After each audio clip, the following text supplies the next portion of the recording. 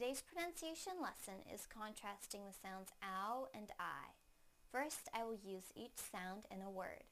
Then I will put the words into a sentence so that you can hear them together with contextual clues. Please listen closely to the differences in the sounds. First, the ow sound in the word crowd. Crowd, crowd. Now the I sound in the word cried. Cried, cried. Now I will use them both in a sentence. She cried to the crowd. She cried to the crowd. She cried to the crowd. Thank you for watching CartoonEnglish.tv's pronunciation lesson. Come visit our website for free lessons, games, and chat. Bye!